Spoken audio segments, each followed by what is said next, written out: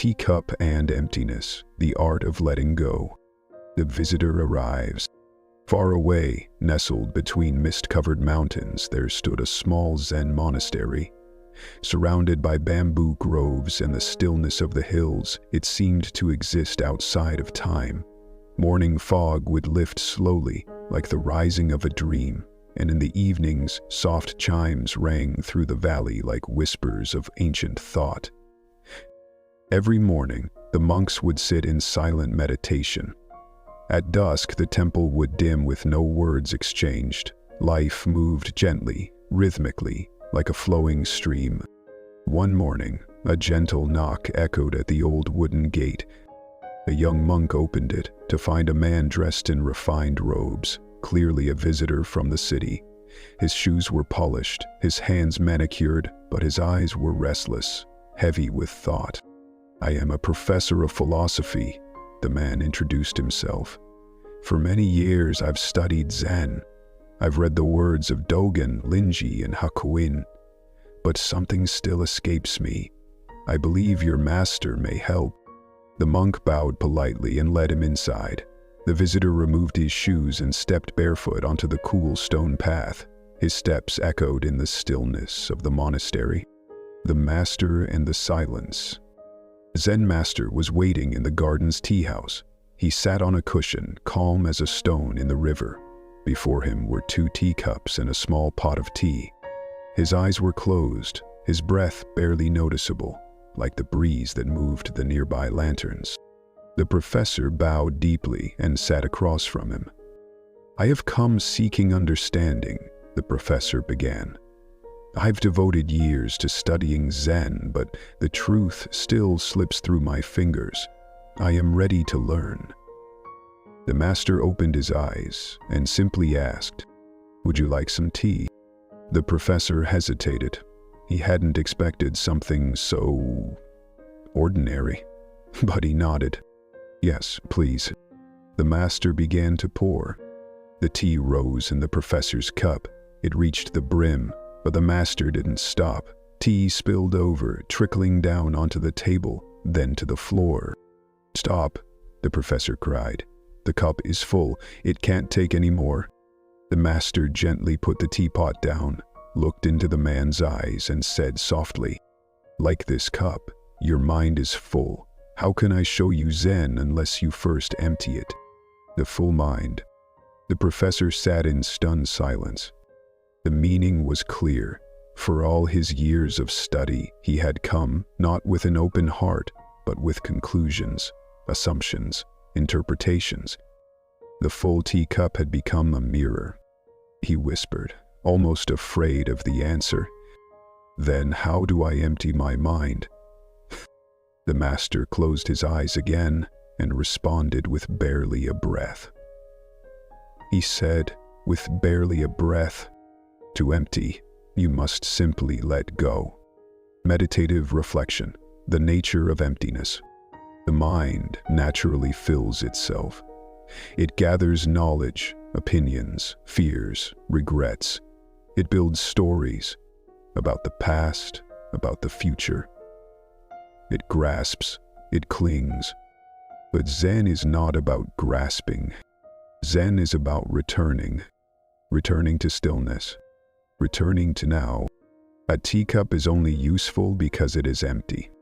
A bell rings because of the space within it. A breath brings peace only when there is space to feel it. In every sacred teaching, in every quiet room, there lies this simple truth. Emptiness is not nothingness. It is space for everything. Our teacups overflow today. In today's world, our cups overflow daily. The constant buzz of notifications, the flood of images, news, opinions. Our attention is scattered, stretched thin. Our thoughts race, our minds are full. What happens when a mind becomes too full? We forget how to be. We forget how to breathe. We forget that silence is not absence but presence in its purest form. Tonight, ask yourself, what has filled your cup today? Worries, deadlines, memories, plans? Can you, for this moment, Pour it all out. Emptiness through breath. Take a breath in, and now slowly release it. Notice the silence at the end of the exhale. Tiny pause. That is emptiness. That is where stillness lives. That is where you are free. Let your breath be your teacup tonight.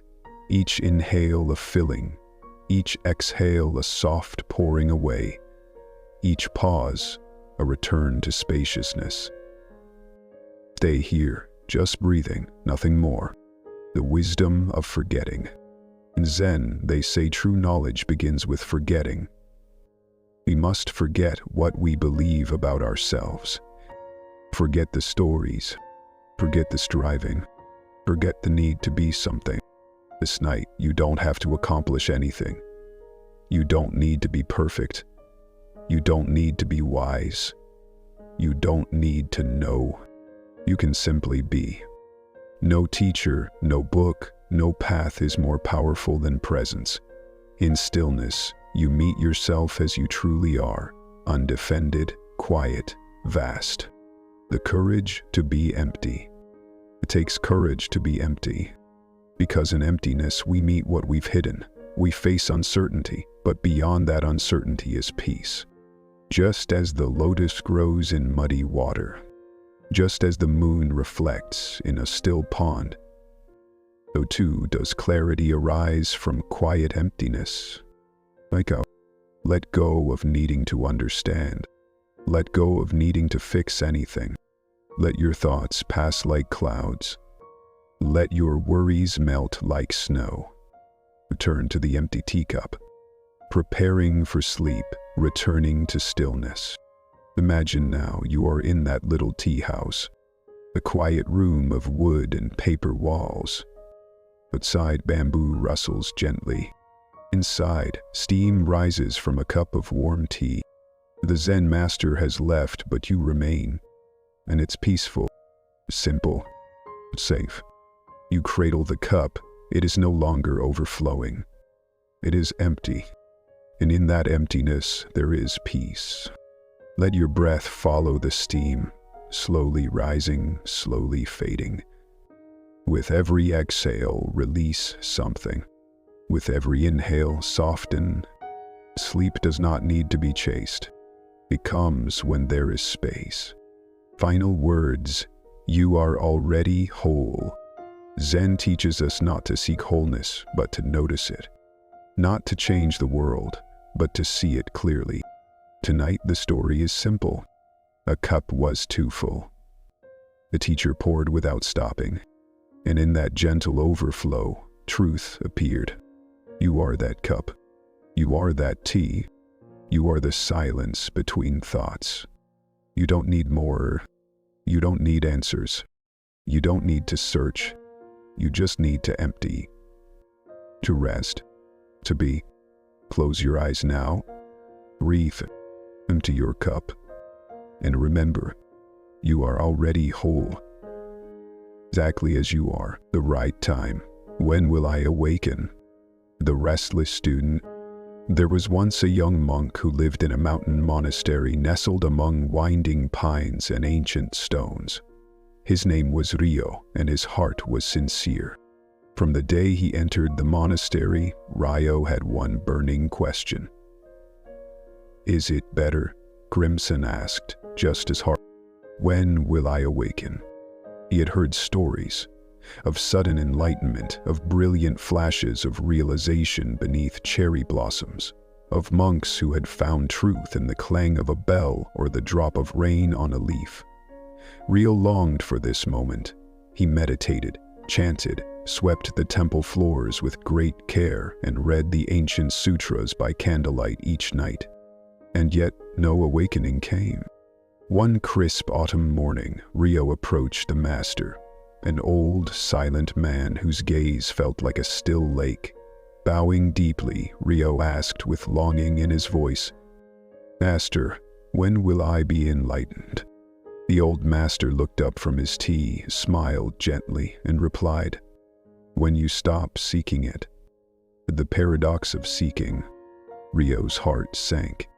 Stop seeking it? But wasn't that the purpose of his practice? Hadn't he come to the monastery precisely to find awakening? He bowed again, confused. The master simply sipped his tea and said nothing more. That evening, Rio walked the gravel path around the temple grounds.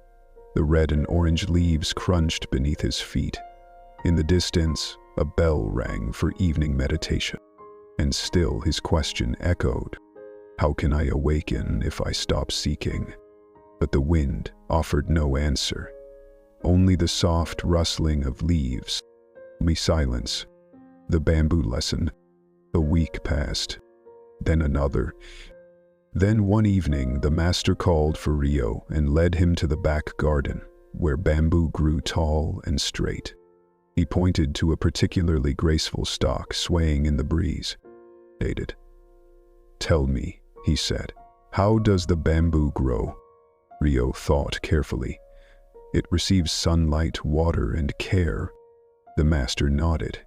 Does it try to grow? No, master, it simply grows. The old man turned to Rio and said, Ald too with awakening. It comes not by trying, but by being ready, and readiness comes through stillness, not struggle. What does it mean to be ready? Many people think enlightenment is a reward, a prize at the end of effort. But in Zen, readiness is not measured by how hard you try, it is measured by how completely you let go. You don't dig up the roots of a tree each day to see if it's growing. You trust the soil, the sun, the seasons. You show up, water it, and wait. Rio began to understand. Awakening wasn't something to be achieved. It was something that happened when the mind stopped grasping, when the heart became quiet. He started to sit in meditation without expectation.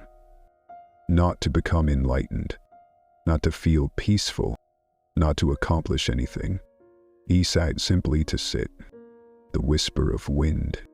Late one night, Rio sat alone in the meditation hall. The wind moved gently outside, rustling the wooden shutters. A single candle flickered in front of him. He breathed in. He breathed out. And for a moment, he wasn't a student. He wasn't a seeker. He wasn't waiting for anything.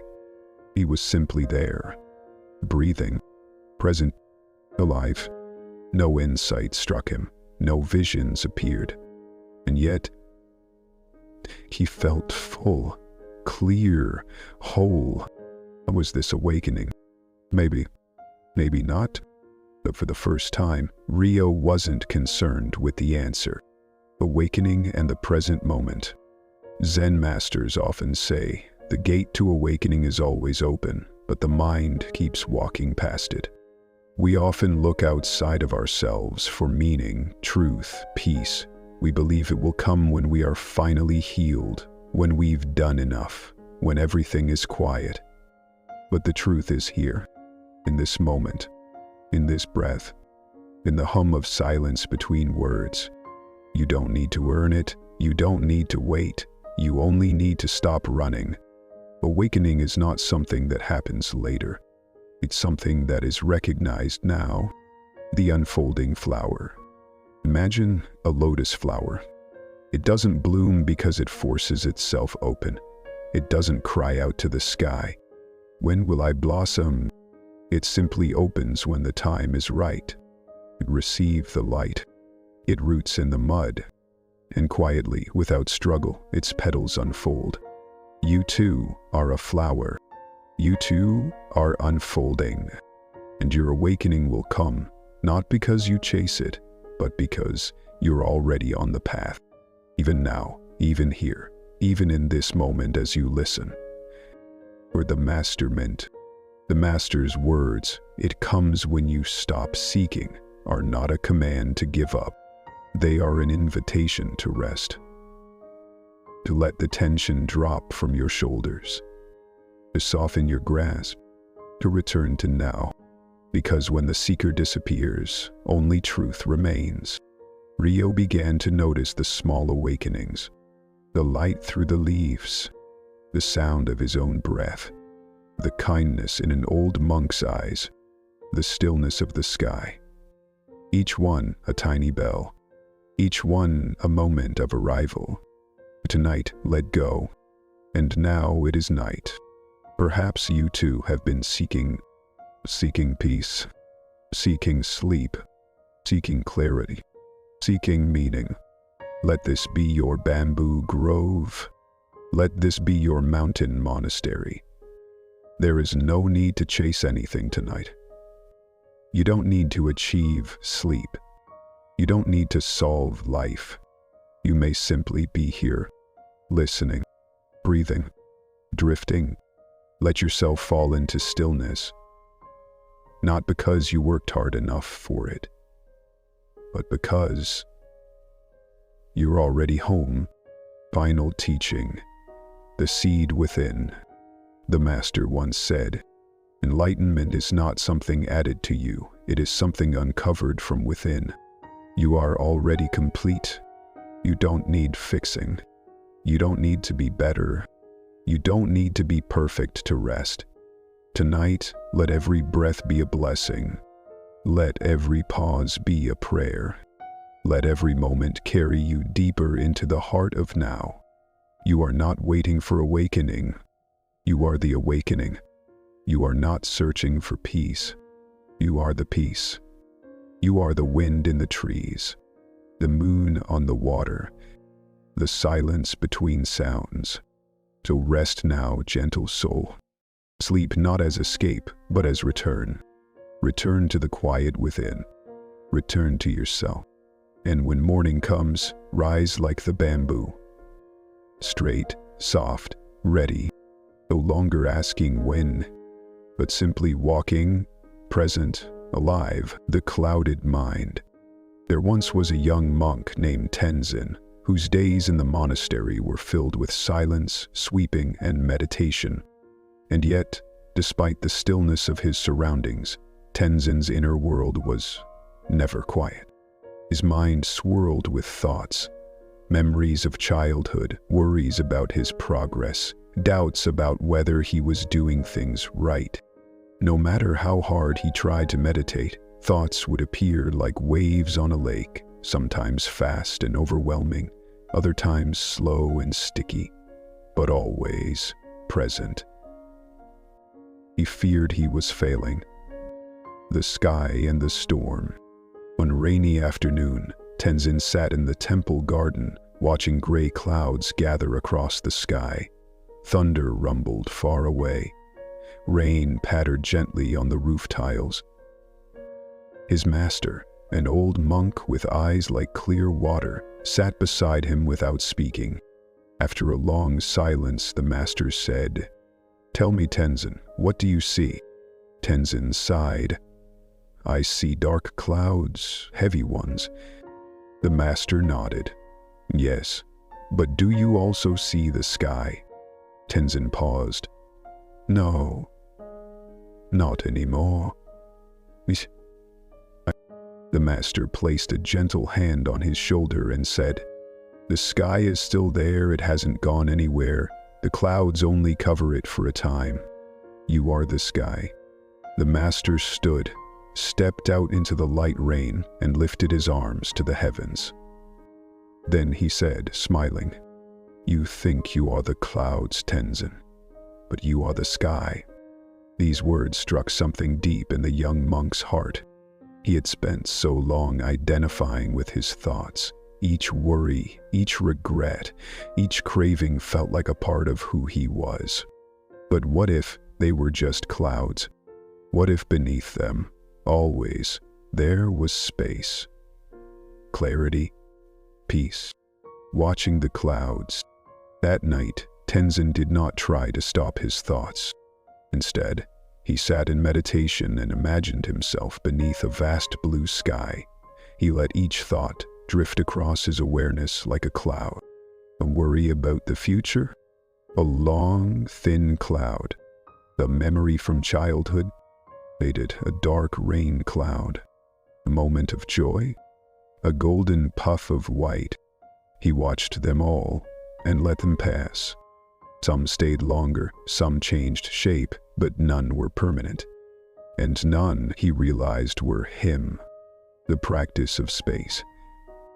From that day forward, Tenzin's meditation changed. He no longer fought with his thoughts. He no longer judged them or tried to erase them. Instead, he created space. He sat. He breathed. He watched, like the open sky, holding all things, yet untouched by any of them. And in that spaciousness, he found something he'd never expected: stillness. Not because his mind became empty, but because he stopped grasping. The mind in our time. In our modern lives, the clouds come fast and thick.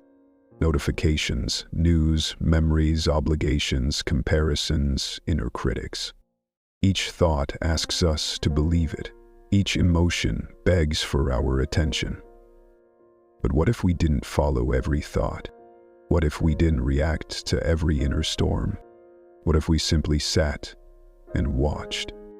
Tonight, you are invited to become the sky. Not to stop thinking, but to rest from clinging. The wind carries all. Imagine now your thoughts as clouds. Light ones, heavy ones, strange ones. Let them all appear. Don't block them. Now feel the wind. Feel it in your breath. In and out, in and out. Each exhale is the wind. Each exhale moves the clouds. You do not need to push the clouds away. You only need to breathe. Then let time, stillness, and awareness do their gentle work. The moon behind the storm. There is a saying in Zen: the moon is always there, even behind the storm. Tonight, if your mind feels full, don't fight it. Don't try to fix it or force silence. Instead, sit beneath the sky of your own being. Let the storm pass. Let the rain fall. Let the wind rise and fade. Because beneath it all, the moon waits. Quiet, bright, eternal. And so do you. Drifting into sleep. Now you are lying beneath your own sky. The clouds of thought may come. Let them. They do not disturb the stars. They do not change the depth of the sky. They are only passing. Each breath softens you. Each breath clears. You may drift. You may wander. You may rest. No effort, no control, only watching. Your body relaxes. Your breath slows. Your awareness widens. This is not sleep as escape. This is sleep as surrender. The eternal sky. Zen teaches, you are not your thoughts. You are the awareness that sees them. You are not the fear. You are not the doubt. You are not even the calm. You are the field in which it all arises and dissolves. Like the sky, you hold it all and are touched by none. So let the clouds pass. Let them dance. Let them speak their old stories, and let them fade. Because you, gentle soul, are the sky, and nothing can cloud what you truly are. Venereal sleep now, deep and effortless, held by stars, cradled in blue, and when the dawn comes, may you rise. Function, not as someone who fought their thoughts, but as one who let them float by, and remembered, I am the sky, beginner's mind, the wisdom of not knowing, the arrogant novice. In a small, windswept monastery nestled at the foot of distant hills, there came a young man named Haru. He was clever, quick-witted, proud of his memory, and above all, he was certain of his intelligence. Haru had studied sutras. He had read every scroll he could find on Zen, Mahayana, and Taoist texts. His speech was polished and his questions sharp. One day, he requested an audience with the head monk. I have studied deeply, Haru said, bowing with formality. I have mastered the texts. Now I seek higher instruction, perhaps even the transmission of Dharma. The old monk studied Haru's face in silence. Then, with a gentle smile, he asked, "Have you tasted water today?" Haru blinked, confused. "Yes, of course." The monk nodded. "Then today's lesson is to drink it again, but do so with the mind of one who has never tasted water before." The unlearning begins. Haru left puzzled. The mind of one who has never tasted water? He returned to his quarters, sat cross-legged, and poured himself a cup from the pitcher nearby. He stared at it as if it were some foreign object. Then he sipped, slowly, trying to forget what he knew. And for the first time in years, he actually tasted it. The coolness, the faint mineral edge, the way it swirled in his mouth and vanished like mist. It was not dramatic, but it was real. A quiet awareness crept in. Perhaps, Haru thought, I've been missing something. What is Shoshin? In Zen, Shoshin means beginner's mind. It is the openness of a child seeing snow for the first time. The humility of not knowing. The freshness of each breath without expectation. Beginner's mind is not ignorance. It is wisdom without arrogance. It is curiosity untouched by ego. It is seeing without naming, listening without needing to respond. It is to approach each moment not with what you know, but with what you are willing to discover. The Master's Garden. The next day, Haru returned to the Master, bowing more deeply. "Master," he said, "what does it mean to live with beginner's mind?" The monk stood slowly and motioned for Haru to follow him outside. They walked to the garden, where the soil had just been turned for spring planting. The monk knelt and drew a circle in the earth. "This garden," he said, "has been planted for 50 years. The same vegetables, the same tools, the same soil." He looked up. "Yet each spring we begin again, without assuming the outcome. We water, we wait, and we wonder." Haru looked at the bare dirt. "But you know what will grow?" The Master smiled. "Perhaps, but I do not expect it. Expectation blinds the eyes. Beginner's mind keeps them open. Being without knowing." That evening, Haru walked through the woods. He tried to see as if for the first time. He looked at trees without naming them. He heard birdsong without classifying the species. He felt wind on his skin without needing to explain it. He let experience happen, and slowly the world softened. Things he had passed without noticing, moss on a stone, the uneven beat of a wooden bell in the distance, came alive. He realized how much he had missed by thinking he already knew. The mind that closes. We are taught to know, to answer, to be sure. And yet Zen teaches the opposite. The more we know, the more rigid we become. We stop listening. We stop wondering. Beginner's mind is the antidote. It breaks the habit of closing. It opens us again to the texture of being. It is a kind of humility, one that does not reduce us, but expands us. What happens when you don't know, you pay attention. When you don't know, you ask better questions. When you don't know, you feel the breeze. You notice the light. You receive the world instead of trying to control it. Shoshin is not a technique. It is a way of returning over and over to this moment with eyes unclouded by certainty. Let this night be new. And now it is night. You lie in your bed, perhaps thinking of what tomorrow brings. You carry ideas, opinions, identity. But for a moment, let it all go. Forget what you believe about yourself. Forget who you think you are. Forget what you expect of the morning. Let tonight be new. Let sleep be something you don't understand, only receive. Like the first time you felt rain, or the first time you opened your eyes and the world was wide and unnamed. The sound of nothing. In beginner's mind, even silence is interesting. listen to the quiet around you.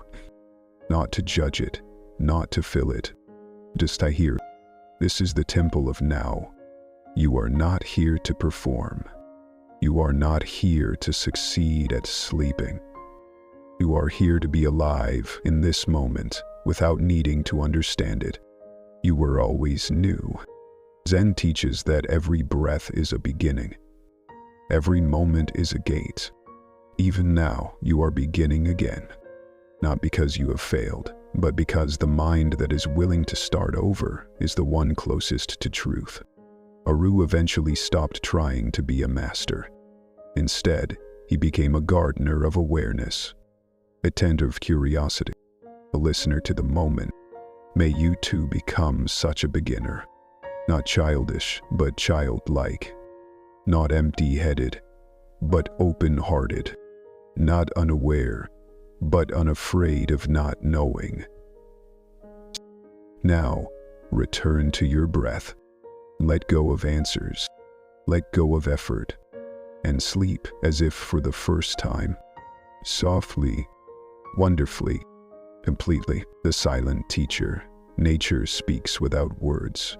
The lesson without voice. In a quiet valley nestled between tall cedar forests and flowing streams, there was a small Zen temple barely visible among the rocks and moss. The monks who lived there had a unique tradition. Each year, in the early spring, one monk would be chosen to spend 30 days in solitude in the forest, without books, without conversation, without teaching, except what nature would provide.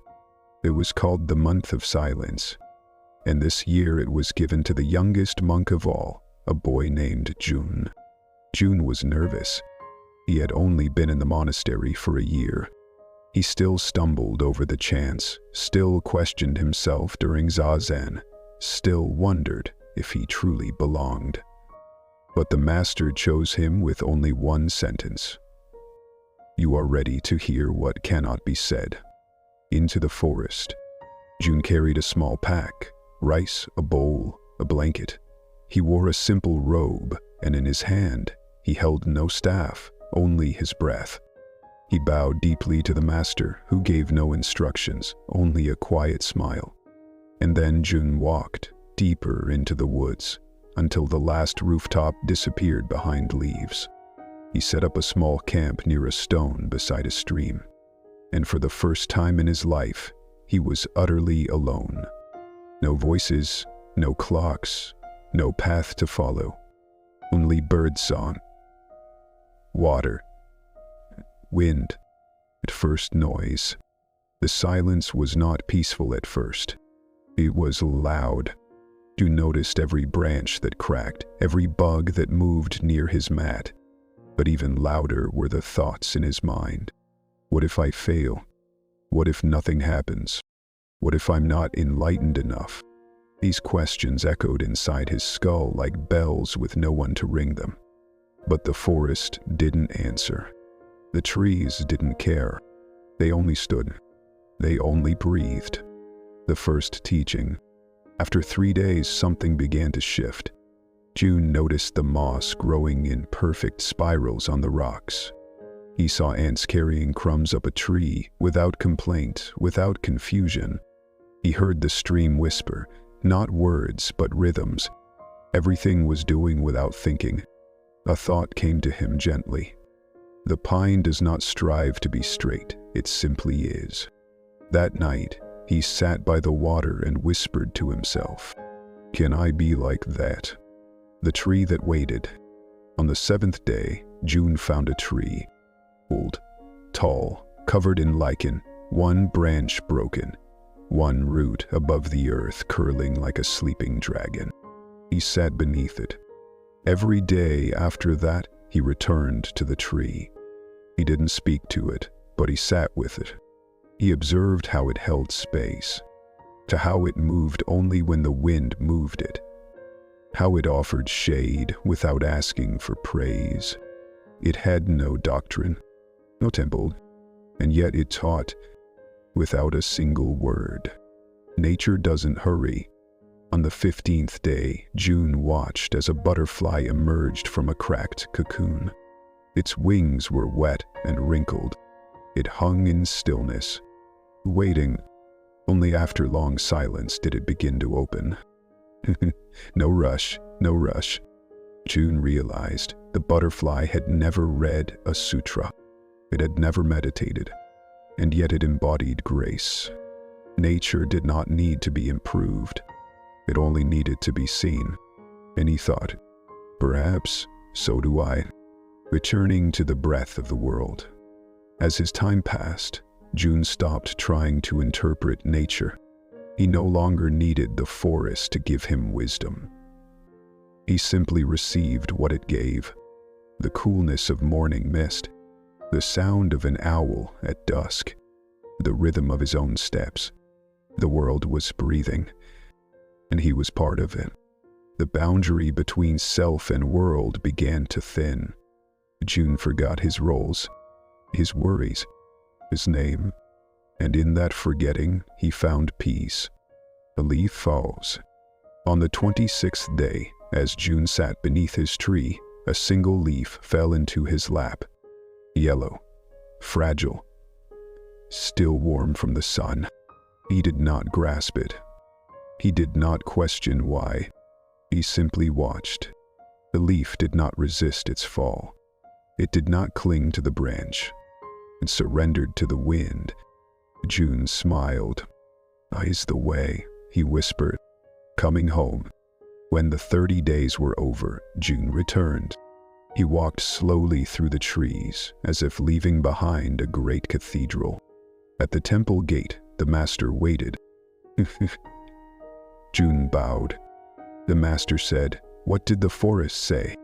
June smiled gently and answered, "Nothing and everything. What the world whispers. Tonight, let nature speak to you. Not through knowledge, not through symbols, but through presence. As you lie in bed, feel the air around you as wind through trees. Let your breath rise and fall like the tide. Let silence hold you like warm earth. You don't need to understand.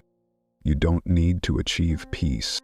Peace is already here, speaking through every soundless moment. The moon doesn't speak, yet it calms the ocean. The tree doesn't teach, yet it shows how to be still.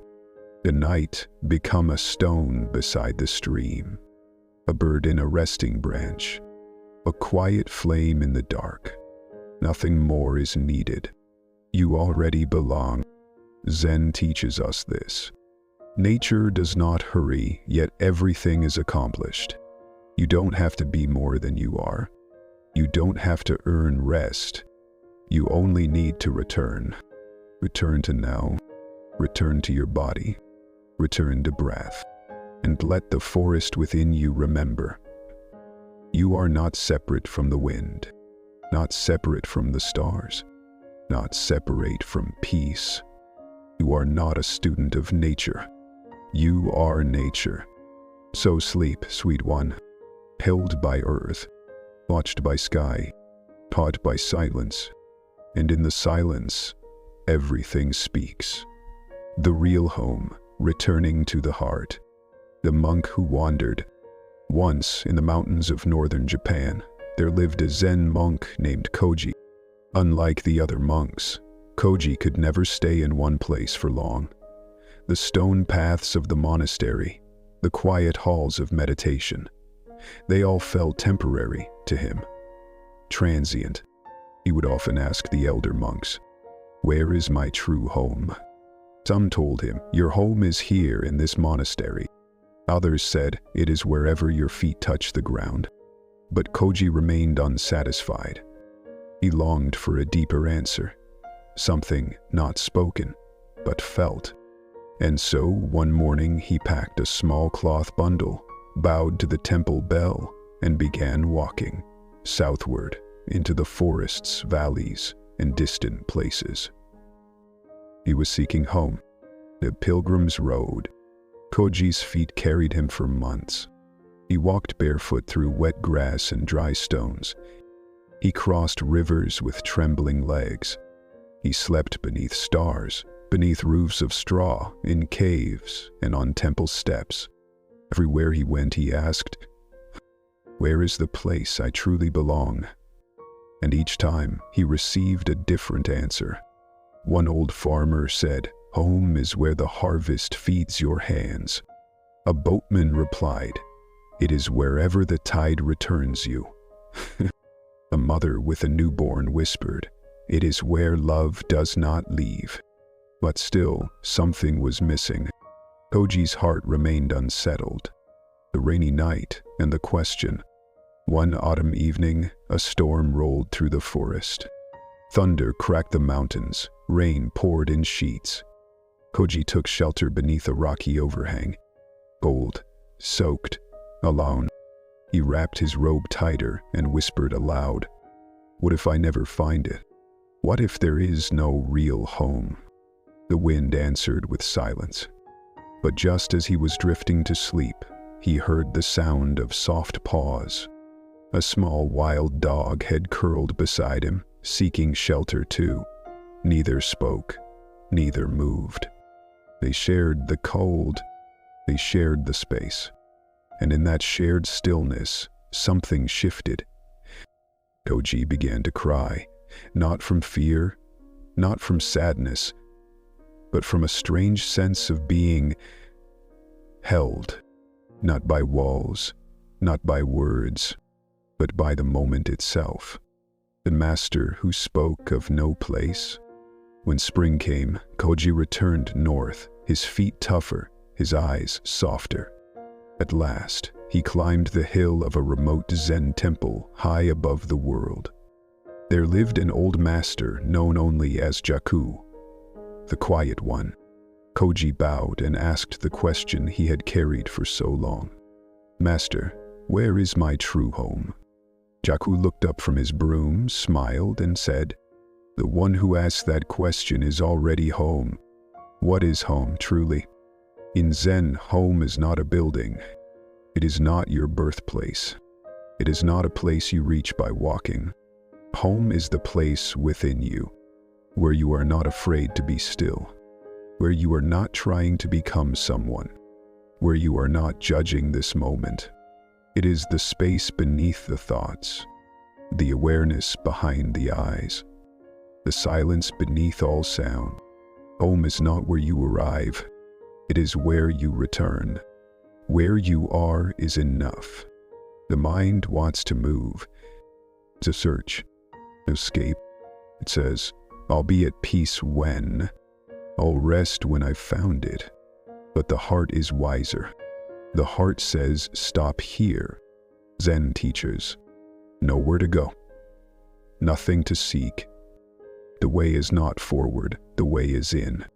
Home is where you breathe without needing a reason. Home is where you remember you are already whole. A place for all of you. Your true home does not ask you to be calm. It does not ask you to be enlightened. It simply welcomes you just as you are. Tired? Welcome. Restless? Welcome. Confused? Still welcome. Just like the forest gave Koji shelter, just like the rain fell on leaves and rocks alike. Home is the place inside you that says, "There is room for this too." As you lie here, tonight, you lie in your bed, maybe far from your childhood, maybe unsure of where life will lead. But listen, there is a space behind your breath, a quiet behind your thoughts, a stillness deeper than your plans. It is your home. It has no floorboards, but it holds you. It has no lock, but it keeps you safe. And it is always here, the final return. Years after his journey, Koji sat again beneath the bell of his original temple. The wind moved through the pine trees. The birds chirped as if reading sutras. A young novice approached him and asked, "Kogu-san, where have you been?" Koji looked at the boy and smiled. "Far, very far, but only to realize what never left. The boy tilted his head.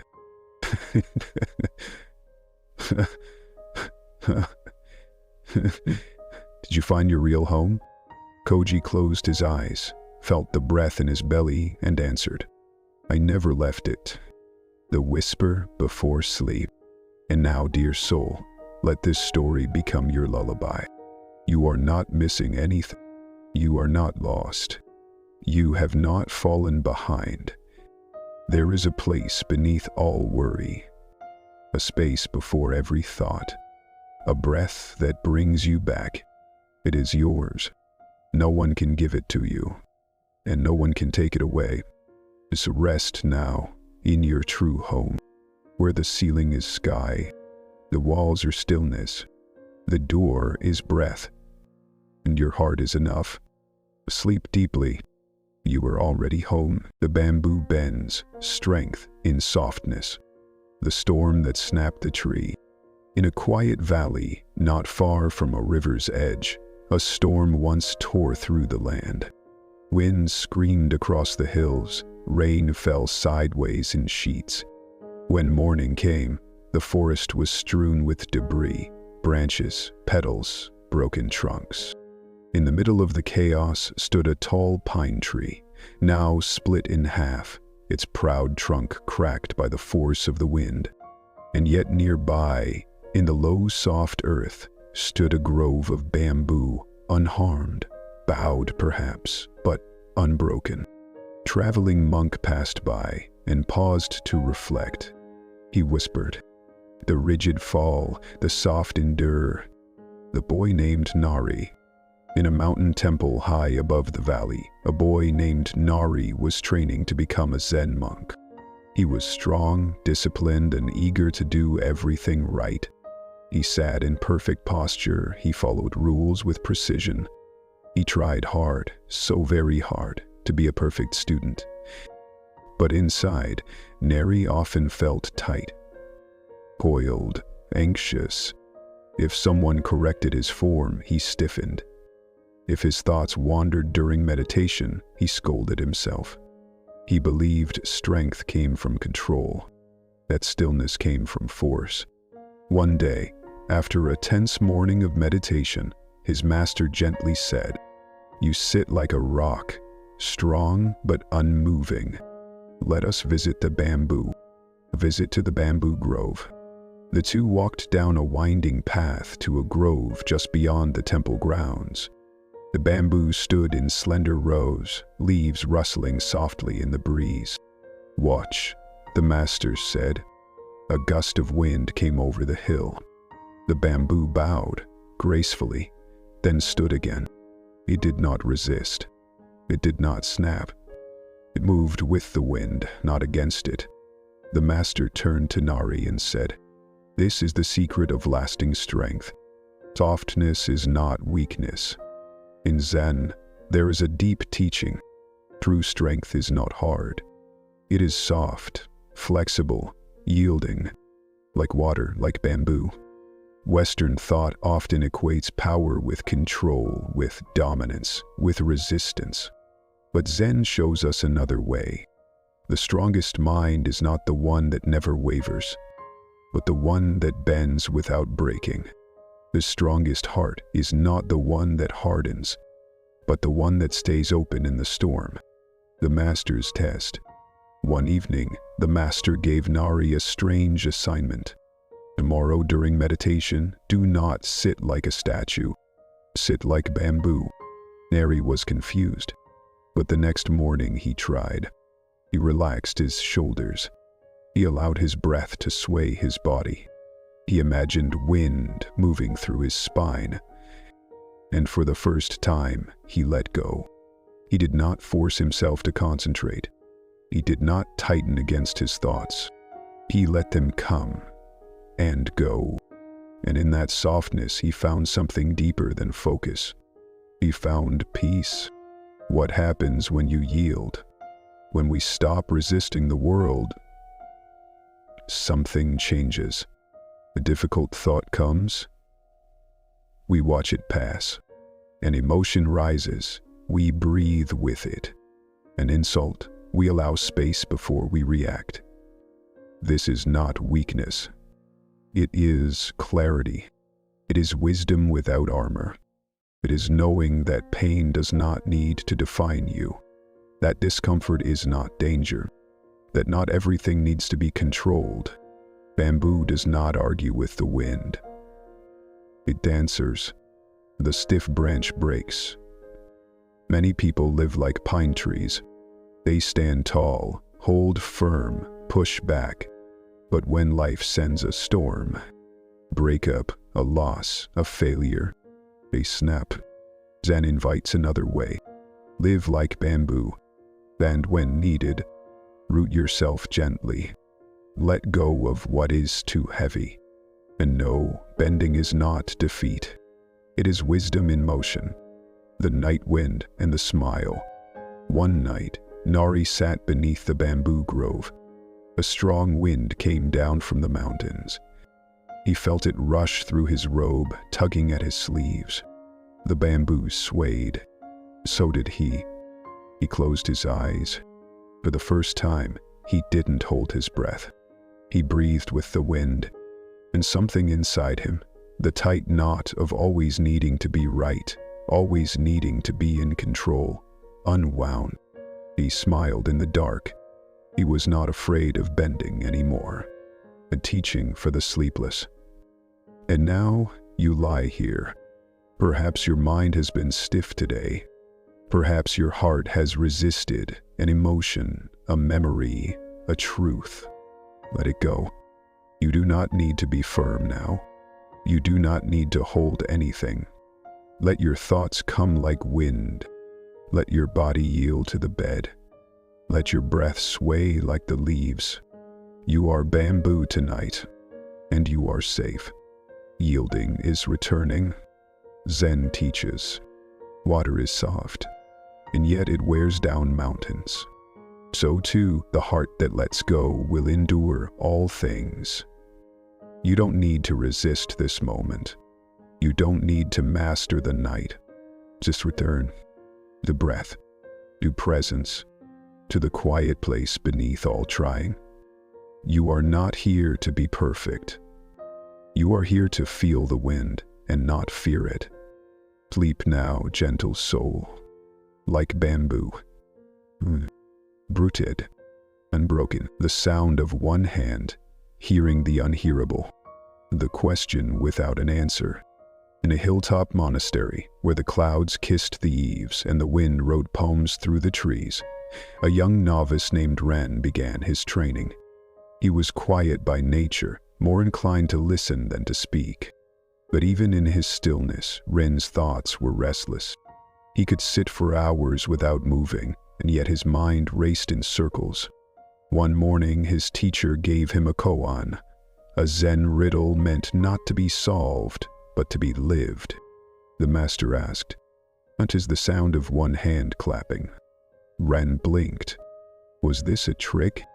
The mind begins to grasp. Ren bowed and left the master's chamber, walking slowly through the mist. He held the koan like a stone in his robe, something to keep close, to warm with thought. What is the sound of one hand? He clapped once, then tried with just one hand, flapping it in the air. Nothing.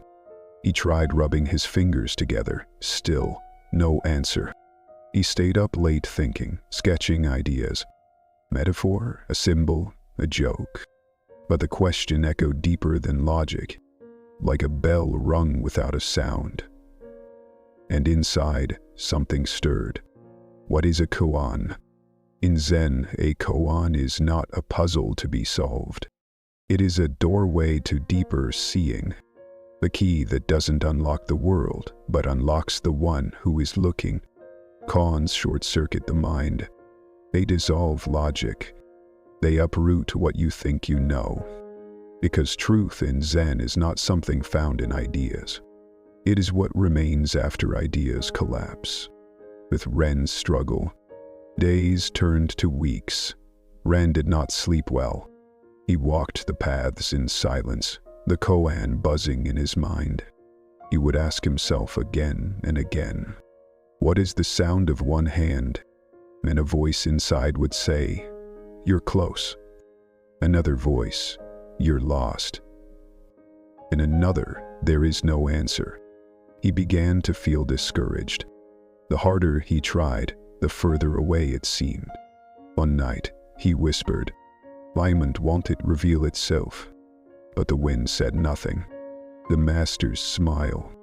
On the 30th day, Ren approached the master again. "I've meditated, I've listened, I've tried everything. Still, I hear nothing." The master poured tea. Then, without looking up, he said, "You are still trying to hear with your ears." Ren froze. "What else is there?" The master placed a hand over his heart and replied, "You must listen with this, the inner ear." That night, Ren sat under a cypress tree. He let go of trying to understand. He stopped analyzing. He stopped grasping. He listened, not with the ears, but with the whole of himself. He listened to the wind, the space between breaths, the silence between crickets. And in that quiet, he heard something, not a sound, not a note, not a voice, but something real, yet wordless, a presence, knowing, a feeling without shape, and he wept, not out of sadness, but from the relief of stopping. The answer is the listening. The sound of one hand is not a sound at all. It is the absence of seeking. It is the place where effort ends. It is awareness without expectation. It cannot be described. It cannot be taught, but it can be known. It is what remains when the you who wants the answer disappears. Sleep as the greatest koan. And now you lie in bed. Perhaps you too carry questions. Will I fall asleep? Am I doing this right? Well, won't my thoughts stop? But tonight, let these questions become your koans. And don't solve them. Just let them dissolve. Let the mind stop asking. Let the breath become the answer. What is the sound of one hand? What is the shape of peace? What is the weight of a dream? Let yourself not know. In that not knowing, returned the whisper in the silence. The master once said, "Only when you stop clapping with both hands, and you hear the sound of the one that has never moved. You are not your thoughts. You are the awareness behind them. You are not your questions. You are the space that holds the asking. In that space there is no rush, no failure, no distance, only now, nothing to solve." Zen is not about fixing the world. It is about remembering the stillness that was never broken. Calmed are not to confuse you. They are invitations to soften, to return, to fall into the silence beneath sound. And sleep is the same. It comes not from chasing rest, but from trusting stillness. So tonight, do not try to find the answer. Be the one who listens, with the ears, up with your whole being, and let that be enough. Close your eyes now. Rest in the question, and let the sound of one hand carry you into the peace that never left. The empty cup, making space for the moment. The scholar arrived. Once, in the foothills of Kyoto, there lived a famous Zen master named Roshi Genkai, known not for the words he spoke, but for the space he left between them. One day, a respected scholar named Daichi arrived to visit. He had studied ancient texts, mastered the sutras, and debated in temples across the country. He had come to gain the master's insight and perhaps approval. As Daichi entered the humble tea house, he bowed and said, "Master, I've come to learn. I am ready." The master nodded gently and motioned to the floor. "Let us begin with tea." The overflowing cup. Roshi Genkai brought out a simple clay teapot and 2 handmade cups. As the master poured tea into Daichi's cup, He continued to pour, long after the cup was full. Tea spilled over the edge, onto the saucer, then the floor. "Stop!" Daichi cried. "The cup is full." The master smiled, still pouring, and said, "Yes. And like this cup, you are full of your own opinions. How can I offer you anything if you do not first empty your cup?" Letting go to let in. That day, Daichi did not learn a new sutra. He did not receive a secret mantra, but something cracked open. He realized that learning was not adding more but letting go of what already filled his mind. He spent the evening walking alone in the garden, listening to knowledge but to wind, water, leaves. For the first time in years, he was not thinking. He was receiving. What does it mean to empty the cup? In Zen, to empty the cup means to release assumptions, to let go of expectations, to stop clinging to "I know." It is not the absence of knowledge. It is the absence of attachment to knowledge. When the cup is full, nothing else can enter. When the mind is full, the moment cannot flow in. True presence begins when we become spacious. The fullness that clutters. We live in a world that praises fullness. More ideas, more information, more goals. We hoard facts, we collect opinions, we cling to beliefs. But Zen whispers, you are not a vessel to be filled. You are space to be opened. Like a bowl, your value is not in its decoration, but in its emptiness. That is where life happens. That is where peace enters. The learning practice. The master once gave this practice. Each morning, empty your mind like sweeping a floor. Let each thought be a leaf you do not need to collect. Daichi began to practice this. He no longer approached meditation to achieve silence, but simply to make space. He let go of needing insight. He let go of proving himself. And in that release, he felt the vastness of now, a cup for the moment. Imagine, now, your awareness as a teacup. All day things have felt it. Tasks, worries, stories, identity. But now, tonight, the cup may be emptied. You do not need to pour more in. You do not need to understand everything. You only need to pour out the noise. Let stillness enter. Let breath settle. Sleep as an empty cup. Sleep cannot be forced. When the cup is ready. When the cup is ready. So as you lie here, consider this. You don't need to try harder. You don't need to achieve rest. You need only to let go. Pour out what no longer serves. Let go of the day. Let go of judgment. Let go of needing to get it right. Let your inner cup become empty. And into that emptiness, peace flows. The master's whisper. As Daichi prepared to leave the next day, he bowed to the master. "Thank you," he said. "I came seeking more, but I leave with less." The master smiled. "And now your cup has room for life to pour itself into you." Daichi asked, "And what should I do when it begins to fill again?" The master answered, "Return to the moment and pour again. The cup is already enough." Zen teaches, emptiness is not the absence of meaning. It is the presence of openness. You are not broken.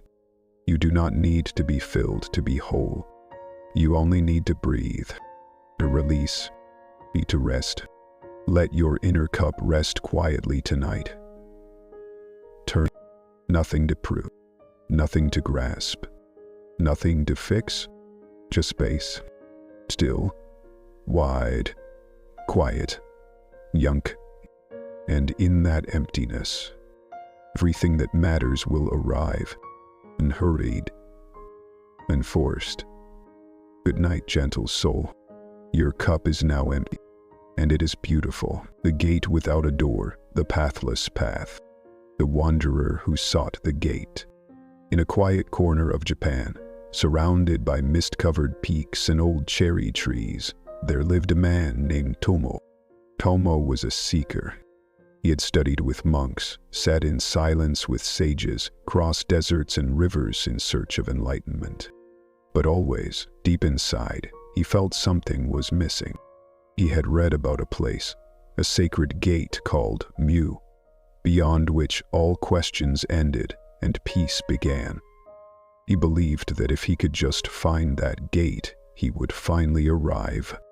So one day, he packed a satchel with rice and a worn copy of the Heart Sutra, and he set out. The villagers' warnings.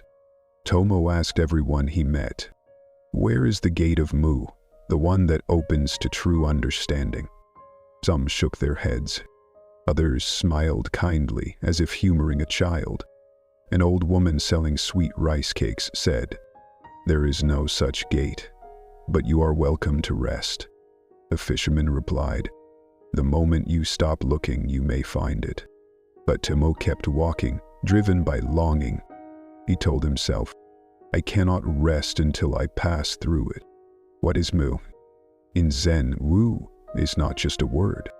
It is a koan, a doorway with no hinge, a riddle with no answer. Mu means no, but not as denial.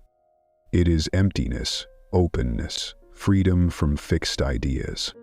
You'd ask, can you find what's real by giving up the search? It is the gate that disappears when you approach, and when you stop looking, it opens. The path that looped back. Tomo wandered through forests, crossed over ridges, past temples and towns. He climbed hills in the rain, fasted in dry fields, sat under stars, and one day, exhausted, he found himself in a valley that felt familiar.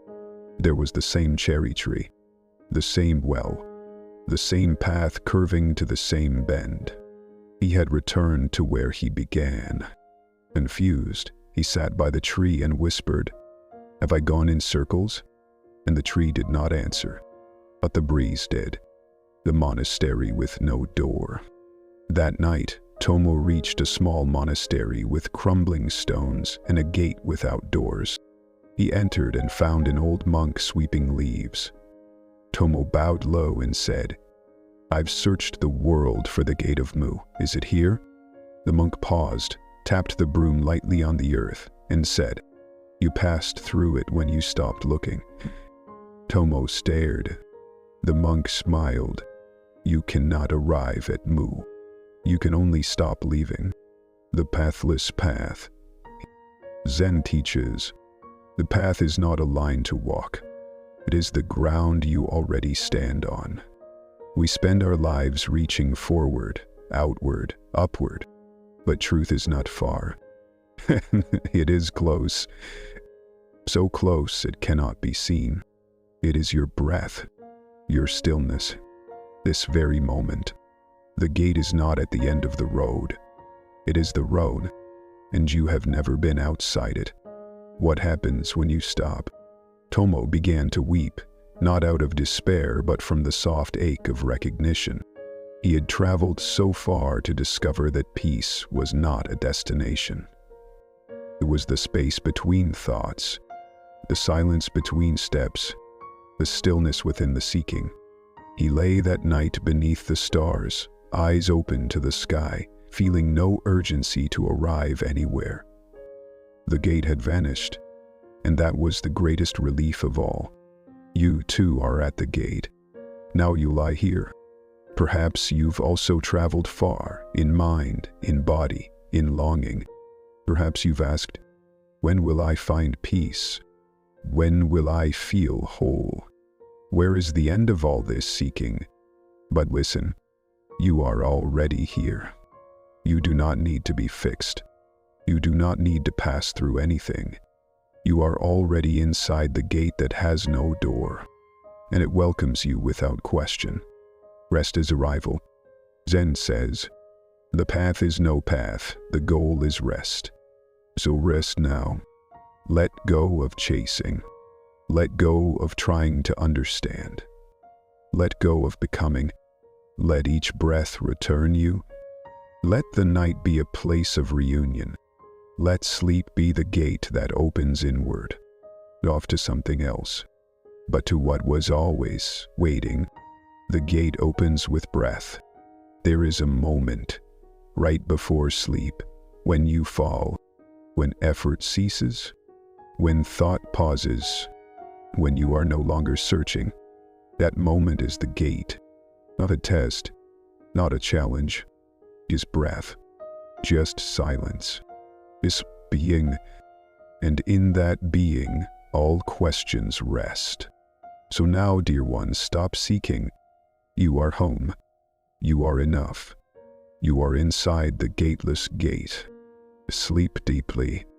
The silent bell, awakening without sound. The temple that never rang its bell. High in the green mountains of Shikoku, there stood an ancient Zen temple known as Suikyoji, the temple of the silent bell. Travelers often visited it out of curiosity, not for its size, not for its relics, but for the massive bronze bell that hung in its central courtyard, a bell that had never been struck. It was perfectly crafted, smooth, polished by wind and rain, but no one had ever heard its voice. Some whispered that it was broken. Others said it held a sacred sound too pure to be released. Yet the monks there lived in deep peace. And when asked why the bell was never rung, the abbot would say, "Only some truths ring louder in silence." The novice who wanted to hear. A young novice named Shoma arrived at Suikyoji one spring. He had studied the sutras, practiced his posture, memorized chants, but still, something in him remained restless. And when he saw the bell, his heart leapt.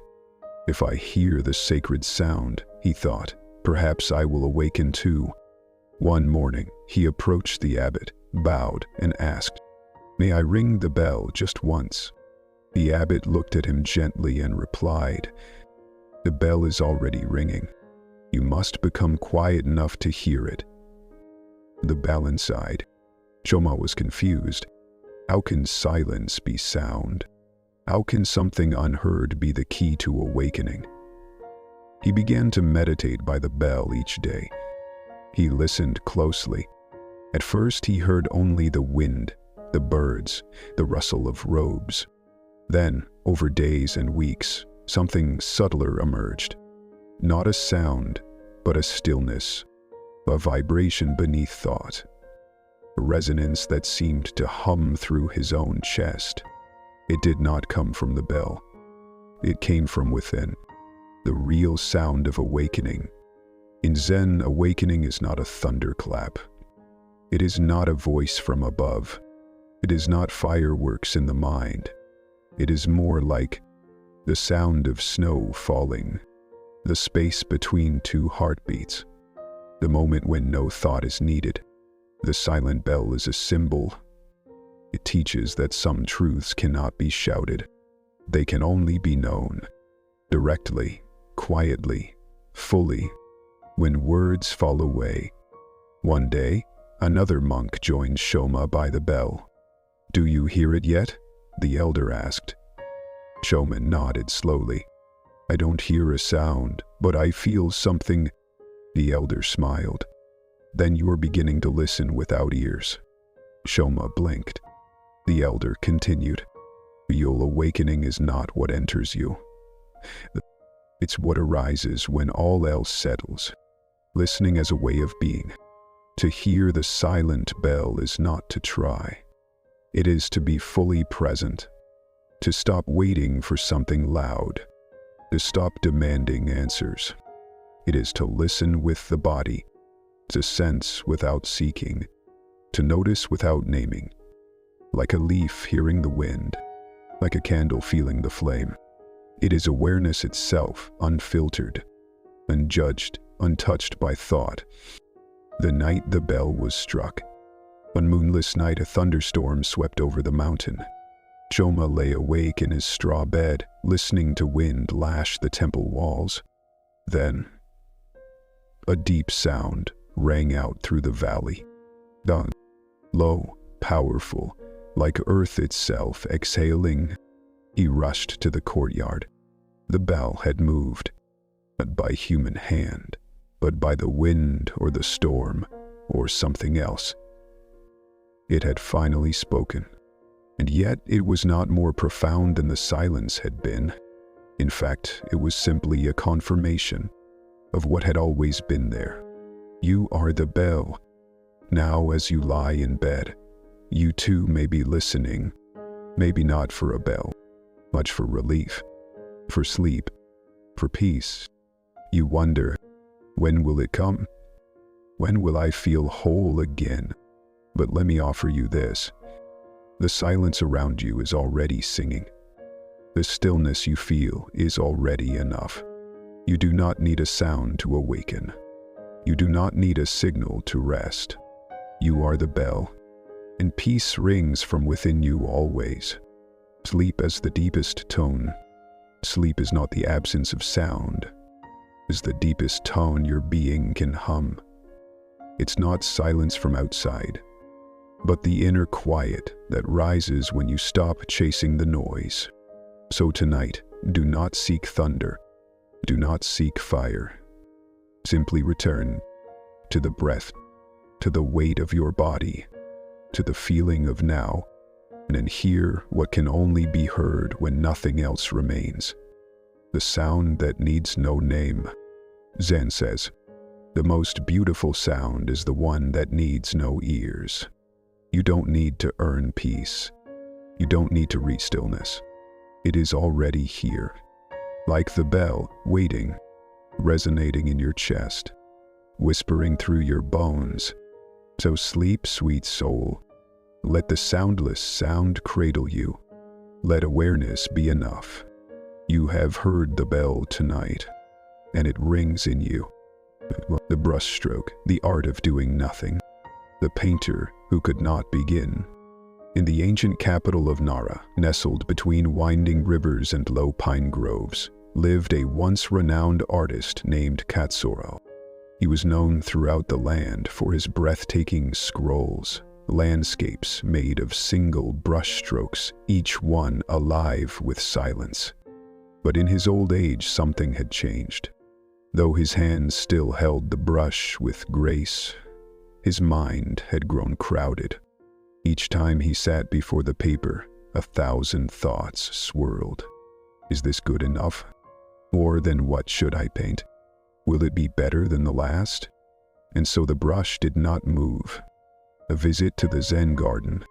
Troubled, Katsuro visited an old friend, a Zen monk named Ryusho, who lived in a simple mountain hermitage surrounded by raked sand and mossy stones.